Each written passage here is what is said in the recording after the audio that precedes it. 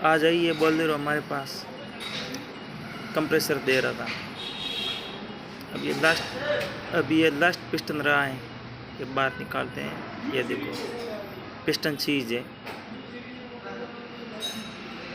ये 2 number piston तो पूरा ही सीज है, रिंग तक फिट हो, रिंग पिस्टन में फिट हो गई, लॉक हो गई पूरा। देखिए क्या हालत हो गया।